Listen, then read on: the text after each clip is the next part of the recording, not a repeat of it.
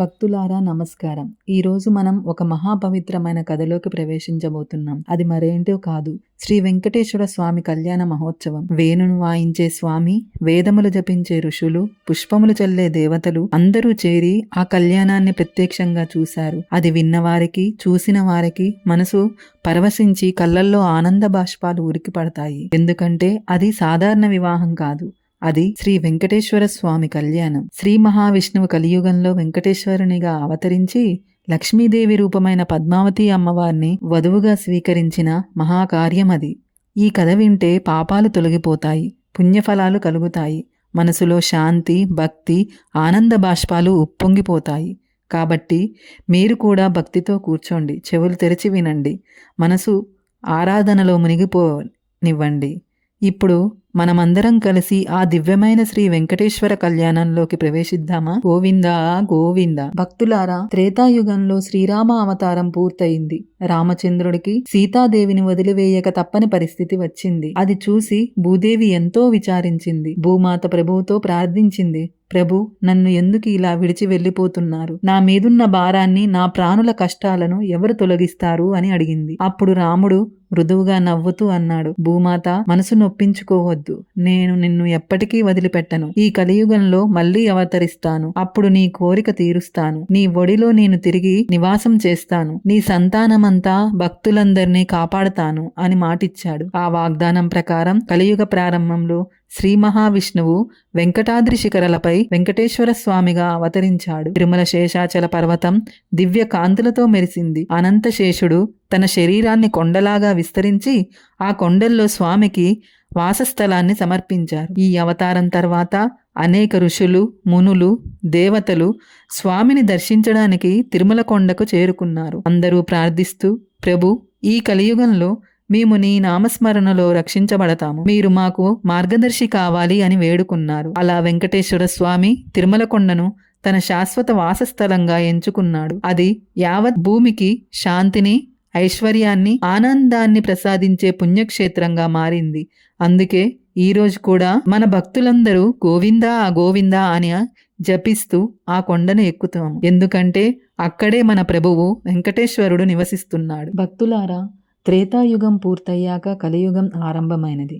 తిరుమల కొండపై శ్రీ వెంకటేశ్వరుడు అవతరించగా ఇంకా ఆయనకు సహధర్మచారిని, సహాయకురాలిగా లక్ష్మీదేవి జన్మించాల్సి ఉంది. ఆ సమయంలో పాండ్యరాజు అక్షరరాజు అనే మహాధర్మాత్ముడు ఉండేవాడు. ఆయన మహారాణి ధర్మాదేవి సత్ప్రవర్తన కలిగిన సతీమణి. ఇద్దరికీ రాజ్యం, ధనం, కీర్తి ఉన్నా ఒకటే లోపం, వారికి సంతానం లేదు. రాజు, మహారాణి ప్రతిరోజు ఆరాధన చేస్తూ దేవతలకు ప్రార్థించేవారు. ఒకరోజు పుష్కరికి దగ్గరగా కూర్చొని భూదేవిని హృదయపూర్వకంగా ప్రార్థించింది. అమ్మా, మా వంశం కొనసాగాలి, నా ఒడిలో ఒక దివ్య సంతానం పుట్టాలి, అది నీ కృపతోనే సాధ్యం అని కన్నీళ్లతో మొరపెట్టుకుంది. ఆ సమయంలో ఒక అద్భుతం జరిగింది. సరస్సులో ఉన్న తామర పువ్వు ఒక్కసారిగా ప్రకాశించింది. ఆ తామరలోంచి ఒక దివ్యకాంతితో కూడిన ఒక బాలిక ప్రత్యక్షమైంది. ఆమెనే పద్మావతీ దేవి. ఆ చిన్నారి ముఖచంద్రుడు అద్భుతమైన కాంతితో మెరిసిపోతుండగా మహారాణి ఆమెను తన ఒడిలోకి తీసుకుంది. రాజు, రాణి ఇద్దరూ ఆనందంతో మురిసిపోయారు. ఆమెకు ఎందుకంటే పద్మంలో అవతరించిన కన్య అన్న అర్థం ఉన్న పద్మావతి అనే పేరు పెట్టారు. ఆమె పెరుగుతున్న కొద్దీ ఆమె సౌందర్యం అందరినీ ఆకట్టుకుంది. ఆమె వినయం, స్నేహభావం, కరుణ చూసిన ప్రతి ఒక్కరి హృదయాన్ని కరిగించాయి. దేవతలందరూ మానసికంగా ఊరట పొందారు. ఎందుకంటే కలియుగంలో శ్రీ మహావిష్ణువు వెంకటేశ్వరునితో కలవబోయే లక్ష్మీదేవి రూపమే ఈ పద్మావతి అమ్మవారు. ఆమె జననం ఒక సంకేతం, త్వరలోనే ఒక దివ్యమైన కళ్యాణం జరగబోతుందని. భక్తులారా, ప్రపంచంలో ప్రతి కలయిక ఒక యాదృచ్ఛికం కాదు. దేవుడు నిర్ణయించిన సమయానికి దివ్యమైన సంఘటనలు జరుగుతాయి. ఒకరోజు పద్మావతీదేవి తన సకులతో కలిసి రాజభవనంలోని పుష్పవాటికలో సహచరిస్తుంది. ఆమె నవ్వులు, మాటలు పువ్వుల వాసనతో కలిసిపోయి ఆ తోటను మరింత ఆహ్లాదకరంగా మార్చాయి. ఆ సమయంలో దేవతలే కాదు, ఆమెను చూసి అందరూ మంత్రముగ్ధులయ్యారు. అదే సమయంలో వెంకటేశ్వర స్వామి తన పరివారంతో వేటకు బయలుదేరి ఆ తోట వైపు వచ్చాడు.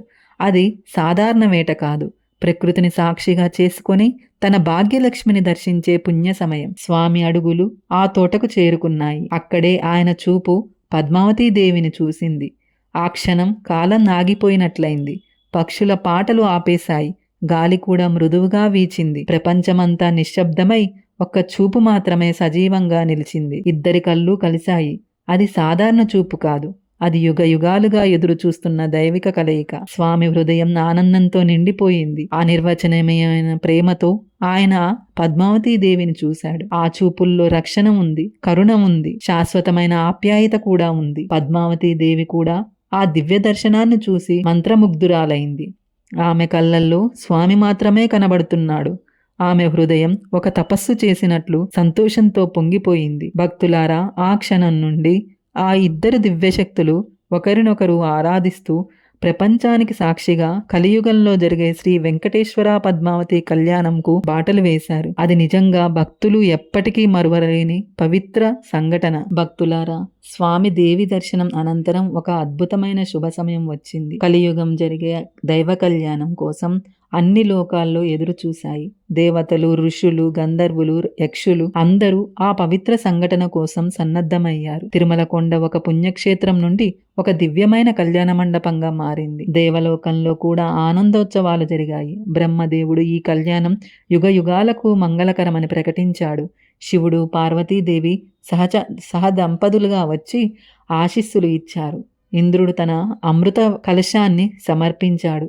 అన్ని లోకాలు ఈ వేడుకను చూడడానికి తపనగా ఎదురు చూశాయి. కానీ ఒక విషయం మాత్రం మిగిలిపోయింది. ఆ మహా కళ్యాణానికి కావలసిన అపారమైన సంపద ఎక్కడి నుంచి వస్తుంది అని స్వామి ఆలోచించాడు. ప్రపంచం సాక్షిగా జరగబోయే నా కళ్యాణానికి సమృద్ధిగా ఏర్పాట్లు కావాలి. కానీ ఈ సంపద ఎక్కడి నుండి రావాలి?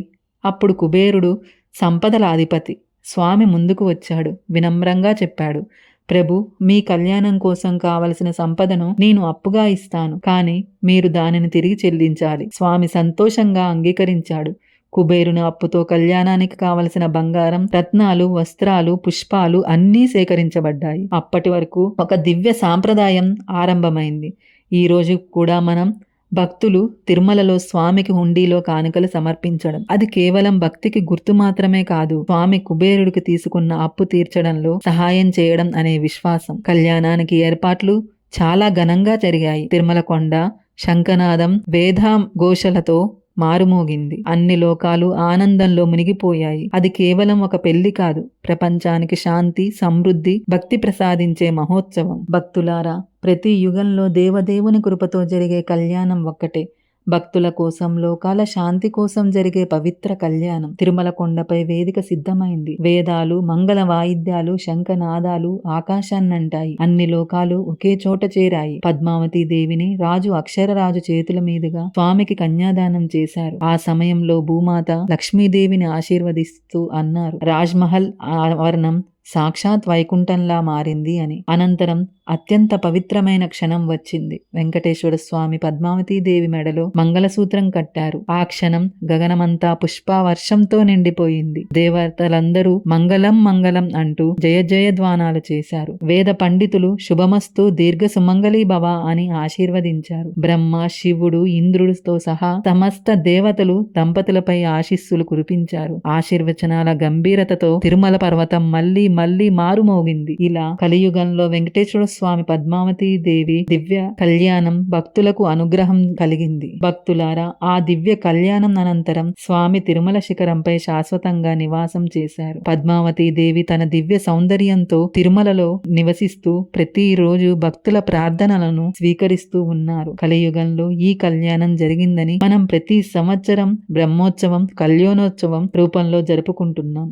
ప్రపంచమంతా భక్తులు ఒకే ఒక మాట చెబుతారు, స్వామి పద్మావతి తల్లి, మా జీవితాల్లో సుఖకాంతులు ప్రసాదించండి అని. అప్పటికి భక్తులు స్వామిని నైవేద్యం సమర్పించడం, హుండీలో కానుకలు వేయడం, కాళ్లపై నడుస్తూ కొండ ఎక్కడం, ఇవన్నీ ఆ దివ్య కళ్యాణం గుర్తు చేస్తాయి. మనం చేసే ప్రతి భక్తి కర్మ స్వామి అప్పు తీర్చడంలో సహాయపడుతుంది అనే విశ్వాసం కలిగిస్తుంది. భక్తులారా, ఇది కేవలం ఒక కథ కాదు, ఇది మన హృదయాలను శాంతి, మనసు, భక్తి, జీవితానికి ఆశీర్వాదం ఇచ్చే దైవ చరిత్ర. తిరుమల శిఖరంపై నిలిచే వెంకటేశ్వర స్వామి పద్మావతీదేవి కళ్యాణం మనకు ఒక శాశ్వత సందేశం చెబుతుంది. భక్తితో శరణు చేరిన వారిని స్వామి ఎప్పటికీ విడిచిపెట్టడు. కాబట్టి మనం ప్రతి రోజు గోవిందా గోవిందా అని జపిస్తూ ఉండాలి. స్వామి అనుగ్రహం మన జీవితాలను సుఖ కాంతులతో నింపుతుంది. వెంకటేశ్వర స్వామి, పద్మావతి అమ్మవారి దివ్య ఆశీస్సులు మనపై ఎల్లప్పుడూ ఉంటాయి. భక్తులారా, మీరు ఈ దివ్య కథను ఆస్వాదించి ఆనందం పొందారని ఆశిస్తున్నాం. అలాంటి మరిన్ని భక్తి కథలు, దివ్య సందేశాలు వినాలనుకుంటే మా ఛానల్ని సబ్స్క్రైబ్ చేయండి. అలాగే ఈ వీడియో మీకు నచ్చితే లైక్ చేసి మీ కుటుంబ సభ్యులు, స్నేహితులతో షేర్ చేయండి. మీ అందరి భక్తికి, విశ్వాసానికి వెంకటేశ్వర స్వామి, పద్మావతి అమ్మవారు ఆశీస్సులు ఎల్లప్పుడూ కలగాలని కోరుకుంటున్నాం. Thanks for watching.